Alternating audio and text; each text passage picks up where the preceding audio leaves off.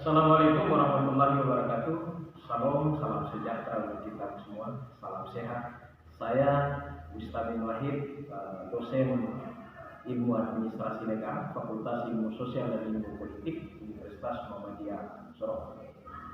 Pada kesempatan kali ini, saya mengambil mata kuliah Sistem Politik Indonesia, tentunya dengan harapan bahwa di mata kuliah ini mahasiswa mampu menjelaskan dengan gamblang tentang konsep politik Indonesia itu sendiri, sejarah perkembangan sistem politik Indonesia, studi demokrasi itu sendiri, kemudian partisipasi politik, sistem kepemiluan, dan budaya politik dan sirkulasi kekuasaan di Indonesia. Di mata kuliah ini tentunya proses pembelajarannya adalah menggunakan metode kolaborasi, proses ceramah dan tanya jawab, kemudian pembentukan kelompok belajar, dan proses pemberian tugas. Dan proses penilaiannya adalah penilaian sesuai dengan proses kehadiran, keaktifan, dan pemahaman siswa terhadap materi yang telah disampaikan. Tentu proses ini dievaluasi dengan proses ujian setengah semester dan ujian akhir semester. Pada kesempatan kali ini, di pertemuan ke-6 kali ini tentang materi tentang budaya politik di Indonesia, harapannya adalah mahasiswa dan mahasiswi mampu menjelaskan secara tepat mengenai budaya politik di Indonesia. Selebihnya adalah penyampaian materi akan dilakukan di kelas, dan video ini juga menjadi bagian daripada syarat dalam mengikuti proses sertifikasi dosen. Sekian dan terima kasih.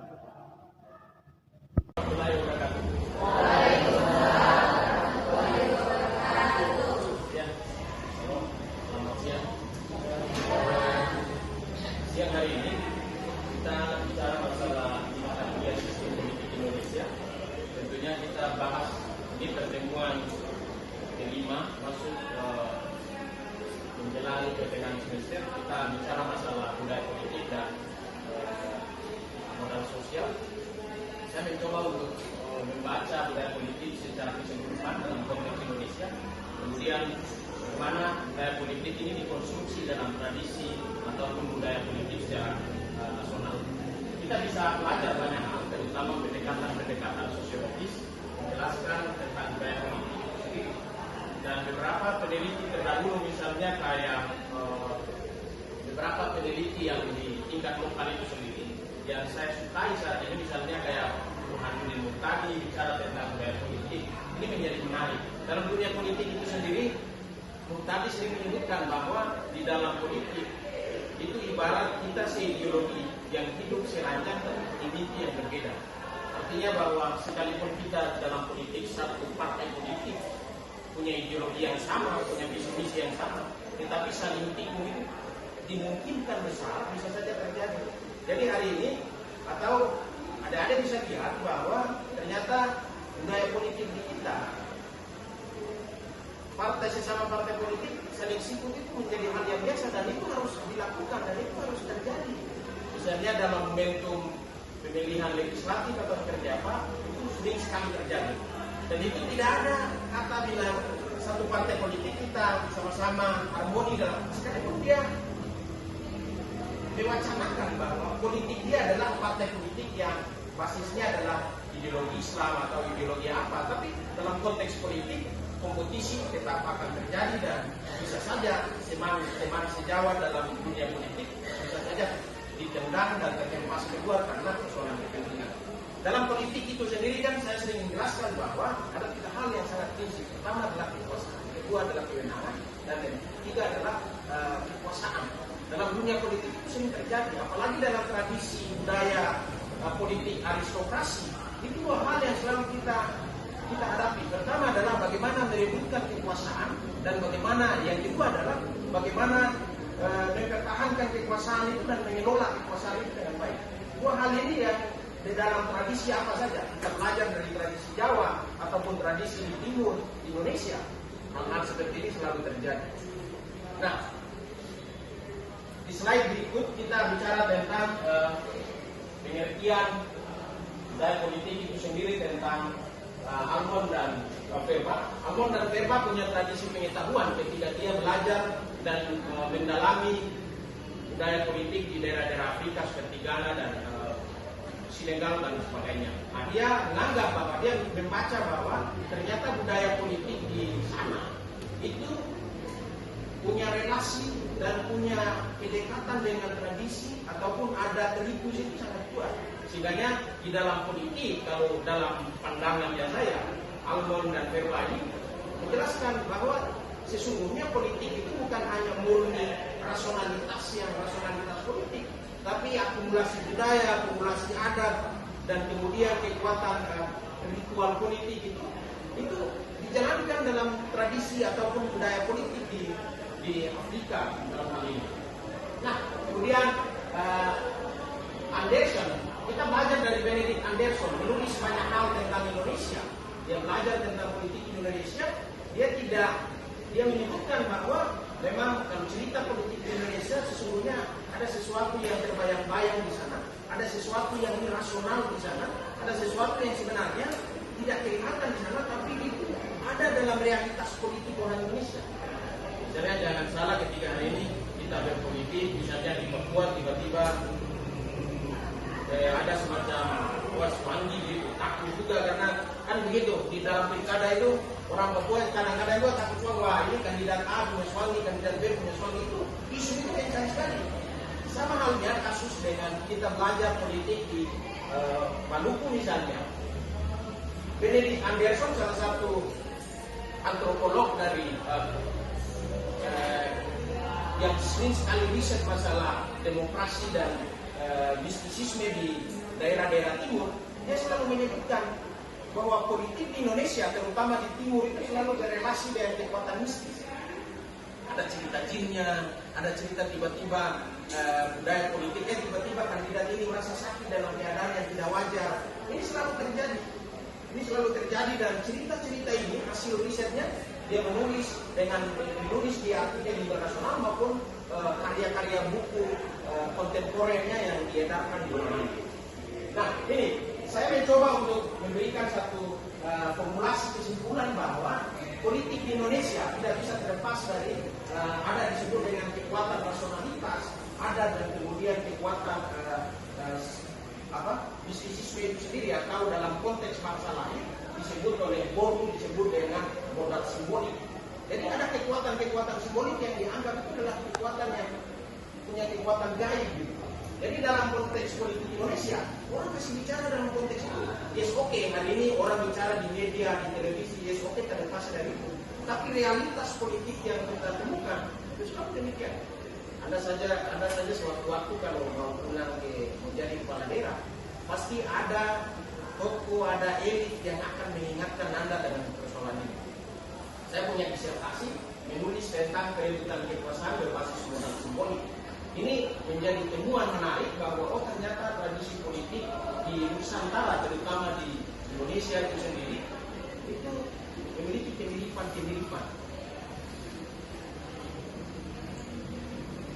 Nah, ini identifikasi politik yang digambarkan oleh Almond dan Verba, yaitu parapolia, kemudian subjek, kemudian partisipasi. Saya lanjut di sini.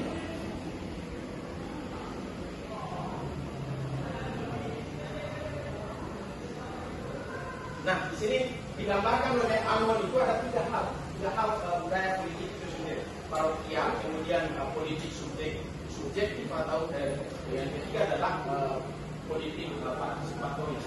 Nah, kalau kita bisa baca lagi lebih dalam, ada disebut dengan budaya politik apatis. Orang-orang satu kelompok ketika dia itu sudah bosan atas fenomena politik yang ditimbulkan, dia bisa-bisa apatis. Dia tidak mau berpartisipasi dalam dunia politik. Dan itu sering saya terjadi. Ketika Anda membaca konteks politik di Indonesia, itu bisa-bisa kita lihat angka partisipasi politik itu kan semakin hari ada yang tidak ikut memilih 20%. Ini kelompok yang bagian daripada orang-orang yang apatis terhadap politik, karena dia menganggap bahwa politik tidak selalu membawa kesejahteraan. Ini argumentasi ini, apatisme segala macam fenomena politik di Indonesia. Terus yang berikut adalah politik mobilisasi. Memang semangat kekuatan mobilisasi politik ini, jadi kalau kita baca realitas itu, orang politik sudah kelompok A mobilisasi kelompok B mobilisasi kelompok A, mobilisasi etnis A, mobilisasi kelompok paguyuban A. Ini terjadi. Mobilisasi kekuatan politik ini terjadi bukan hanya di kelompok etnis tertentu, tapi di level agama itu terjadi mobilisasi. Mobilisasinya apa? Untuk kepentingan tertentu, kepentingan dia tertentu. Dan dalam dunia politik ini menjadi hal yang sudah menjadi hal yang biasa dan terjadi menjadi sesuatu yang lumrah. Tapi ini menjadi bahaya ketika mobilisasi identitas, ras ini terjadi, itu menjadi ancaman juga untuk kehidupan sosial. Yang berikut adalah budaya politik transaksional. Nah, dalam konteks budaya politik transaksional ini sering sekali terjadi di Indonesia, tidak terlepas dari tradisi pemilu pertama di Indonesia itu terjadi transaksi. Dalam catatannya Burhanuddin dia bilang bahwa pemilu pertama kali di Indonesia itu ada aktor elit politik yang mencoba panggil kepala kampung, ketua RT dan tokoh-tokoh trendsetter untuk dikasih uangnya, dikasih uang. Nah, inilah percikan dalam sejarah catatan bahwa ternyata di dalam tradisi politik orang Indonesia mengkonstruksi bahwa transaksional itu bagian daripada proses politik untuk sampai kepada kepentingan politiknya atau kepentingan hasrat kekuasaannya.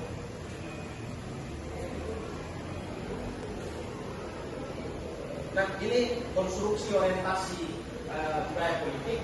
Pertama adalah bagaimana kita konstruksi orientasi budaya politik itu macam-macam. Di sini saya spesifikasi menjadi 5. Yang pertama itu adalah sistem politik secara holistik.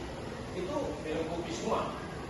Kepentingan melingkupi semua. Karena kepentingan politik itu jauh lebih mengedepankan kepentingan universalitas. Walaupun dalam fenomena politik terjadi kepentingan yang sifatnya parsial. Hari ini elit politik tertentu atau anggota dewan ataupun kepala daerah tertentu mengedepankan kepentingan basis masanya tertentu. Ya yes, oke, tapi dalam konstruksi orientasi budaya politik mau tidak mau adalah harus berada pada posisi universal, menyeluruh kepentingan hukum, sosial politik, ekonomi, kewilayahan, semua bagian daripada kepentingan orientasi politik. Yang berikut adalah masukan dan input mengikuti observasi, kemudian partai politik, kelompok penekan, kelompok kepentingan, serta sarana komunikasi. Jadi dalam dunia politik itu sendiri, akses ataupun sarana komunikasi itu menjadi salah satu kekuatan besar dalam dunia politik. Bagaimana orang tidak punya akses, kira-kira mengkomunikasikan kepentingan politiknya, dia tidak punya akses, itu menjadi bahaya juga. Sehingga jangan salah, hari ini kita bisa belajar bahwa semua elit politik yang memilih partai politik betul-betul mereka bagian daripada oligarki atas negara ini. Dia punya media, dia punya segalanya, dia punya uang, dia punya kekuatan sosial. Jadi dalam politik harus memiliki barang-barang ini. Jadi kalau kayak kita belajar itu dalam modal sosial, setidaknya politisi itu pun harus punya 2 hal besar. Pertama adalah dia punya modal ekonomi, yang kedua adalah dia punya modal sosial. Kalau dia punya 2 hal ini, bisa mencerminkan dan punya peluang, dia akan bisa mencapai kepentingan kekuasaan politik. Berikut adalah subjek politik, subjektivitas politik. Memang politik yang tadi saya bilang, kadang-kadang elit politik hanya mementingkan kepentingan pribadinya, karena ini tergantung mana arah orientasi tujuan yang dia mau. Makanya kepentingan elit politik tertentu kadang-kadang malas. Kita bisa belajar bahwa politik di Indonesia itu, kalau istilah saya di daerah saya, sebelum terpilih biasa dia pakai celana yang ada sakunya. Setelah terpilih dia tidak mau lagi pakai celana ada sakunya, pakai celana bola saja. Jadi ketika diminta A, minta B, dia bilang aduh tidak bawa kumpul. Ini realitas politik. Ini bagian daripada subjektivitas politik yang sengaja dibentuk untuk menghindari tadi. Karena kalau namanya politisi, kapan saja di mana pasti kita harus royal. Politik saat ini kita harus royal. Walaupun kita gemborkan politik nilai, politik gagasan, politik yang bermartabat, tapi realitas politik itu selalu diminta bahwa mau tidak mau kita harus loyal terhadap kondisi ataupun masyarakat yang ada.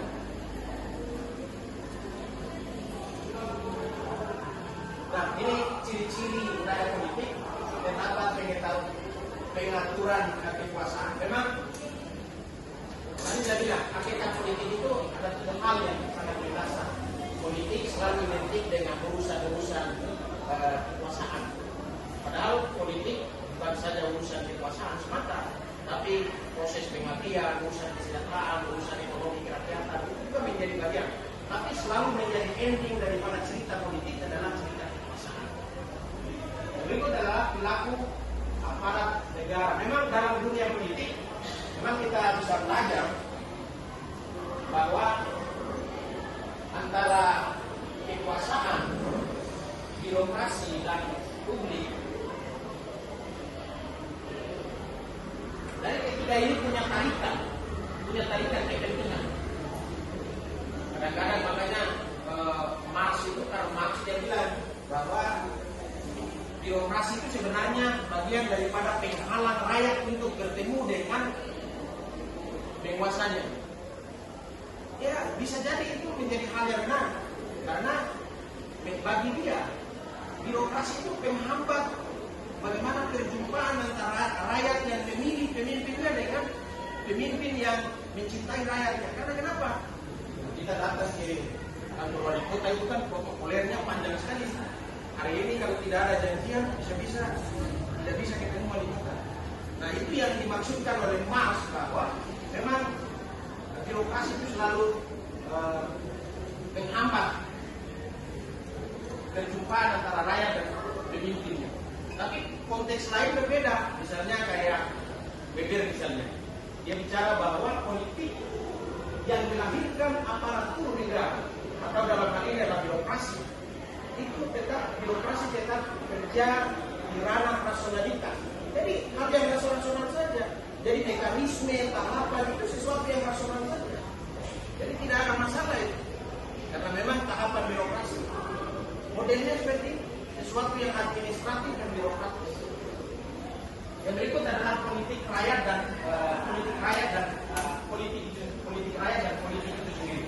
Memang pemaknaan daripada politik itu, jadi hal yang tidak mungkin politik tanpa demokrasi dan demokrasi tanpa partai politik. Tidak ada itu proses demokrasi tanpa partai politik, tidak ada pemilihan kecuali sistemnya adalah monarki. Ya oke, tidak perlu pilkada atau tidak perlu pemilu, kita langsung sistemnya adalah monarki. Jadi kekuasaan langsung semacam keturunan dari raja yang sebelumnya ke raja generasi yang berikutnya. Nah ini terjadi dalam konteks politik. Manusia itu bagian daripada makhluk politik yang ditafsir secara klasik oleh Plato dari Aristoteles di Yunani. Tapi saya sering bilang bahwa aktivitas kita perlu dengan intrik politik. Sekalipun orang jatuh cinta punya intrik politik tersendiri. Dari mana kira-kira lubang yang saya harus masuk ketika saya masuk, perempuan atau laki-laki itu tidak ada yang cerita tolak. Sama halnya dengan kita mau negosiasi sesuatu gitu. Itu sama.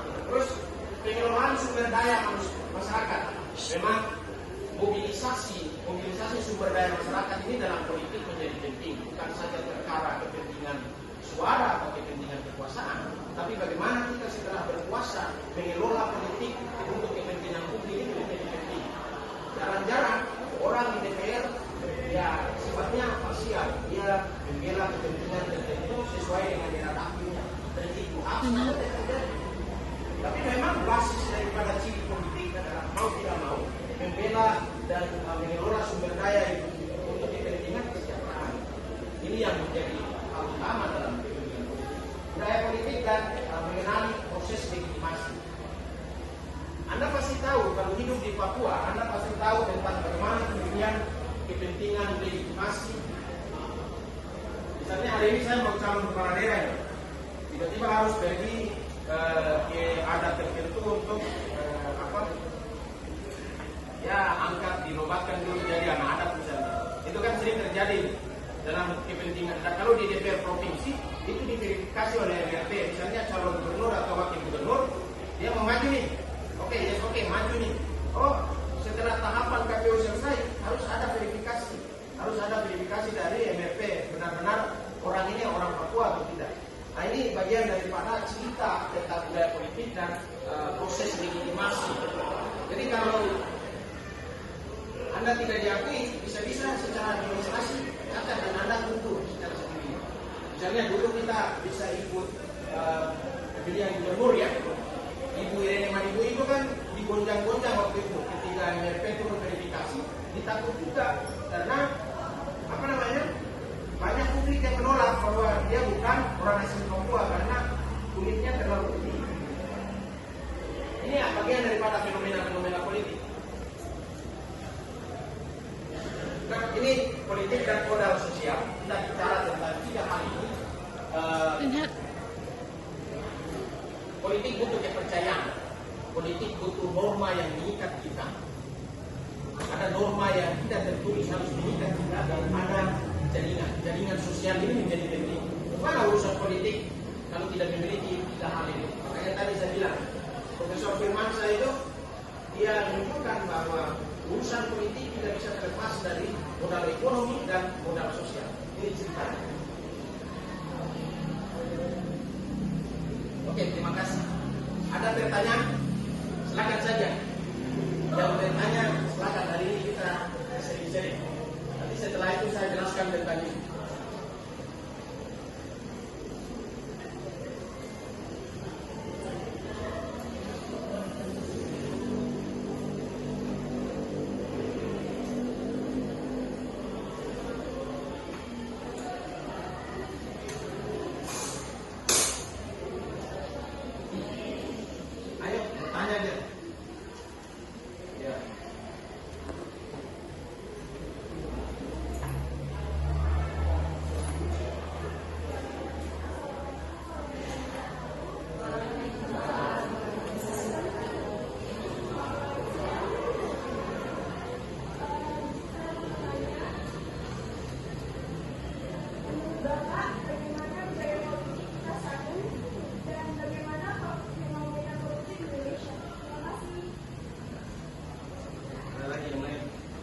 Penanya juga bisa. Lebih dari itu juga bisa.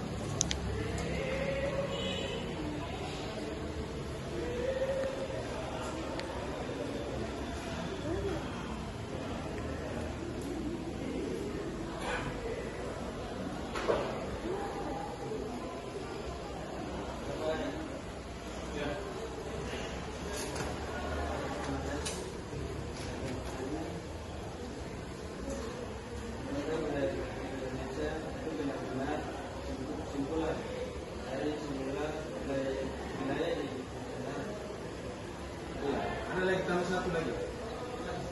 Ya.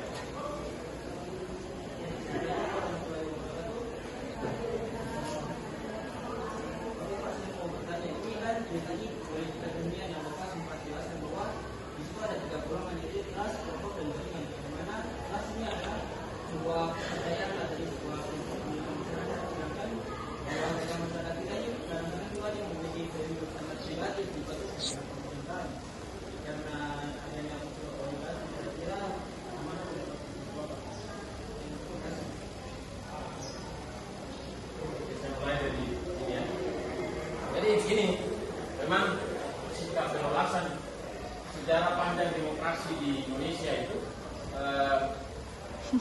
punya dinamika tersendiri, termasuk apalagi budaya politik saat ini kita bisa lihat fenomena. Jadi memang isu bukan hanya isu tunggal tentang politik, tapi kadang-kadang orang bicara tentang kelompok oligarki, ada kelompok pemodal yang coba untuk mendesain proses politik itu sendiri karena untuk mencapai kepentingan politik sampai sejauh ini. Nah, dalam konteks modal politik itu sendiri, ya modal politik itu bisa dibawa kepada ranah-ranah yang jauh lebih positif dan bisa jadi modal politik itu dijadikan dibawa kepada ranah negatif. Misalnya begini, trust politik misalnya begini.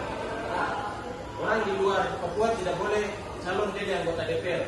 Ini trust yang dikonstruksi dibangun. Atau misalnya orang Papua yang pegunungan nggak boleh bangun, nggak boleh maju di orang-orang pesisir. Atau kasus lain kita bisa lihat ketika politik yang di saat ini, wacana saat ini misalnya kayak DPRK misalnya, isu otsus jilid 2 ya, itu juga menjadi angin segar buat orang Papua, tapi bisa jadi itu menjadi arena pertempuran baru sesama orang Papua misalnya. Karena head to head antara orang sesama orang Papua itu dia saling mengklaim, you punya daerah adat bukan di sini.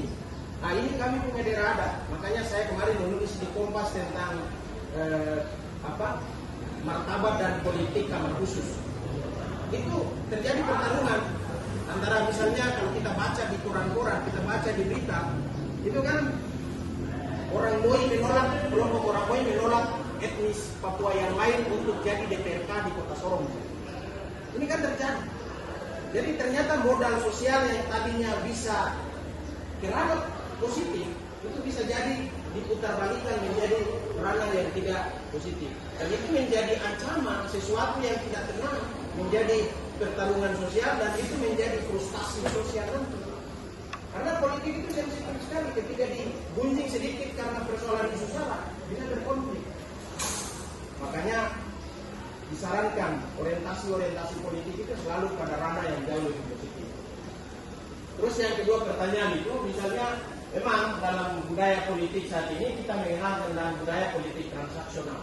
Bagaimana orang tidak korupsi ketika anggota ataupun calon kepala daerah itu punya mahar politik yang terlalu banyak. Misalnya demokrasi punya anggaran yang terlalu boros, kepentingan A, mahar B, mobilisasi A, mobilisasi B. Akumulasi demokrasi itu biaya terlalu mahal. Bagaimana seorang kepala daerah mau tidak mau kalau setelah jadi harus cari uang kembali karena modalnya sudah terlalu banyak. Dan fenomena itu terjadi. Salah satu upaya kita untuk mendorong bahwa politik itu, budaya politik itu luar dari itu, mau tidak mau kita merubah sistem, mendorong sistem pengawasan, transparansi demokrasi, hingga politik itu tidak mahal itu. Bayangkan saja di antara kita yang ada di kelas ini, bisa saja orang transaksi bisa kita menerima, kita bisa terima dengan dalil bahwa akan kita tidak minta. Itu selalu terjadi. Terus kalau konteksnya budaya politik di setiap secara nasional punya tradisi hampir merata dalam konteks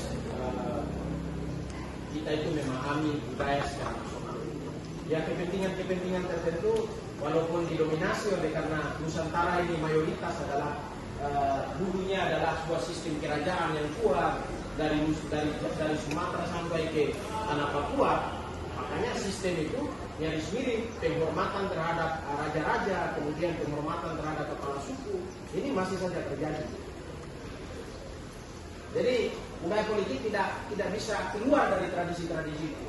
Sehingga kalau kita baca Clifford Geertz tentang agama Jawa itu kan dia spesifikasi orang Jawa itu punya 3 klaster, klaster kiai, abangan dan santri. Ini klasterisasi yang telah dibuat, walaupun ada beberapa peneliti mencoba untuk mengkritisi apa yang dibicara oleh Clifford Geertz itu sendiri. Oke, begitu.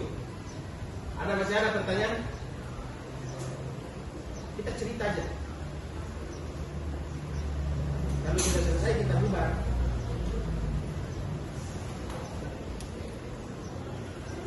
Oke, sudah. Berapa menit? 27.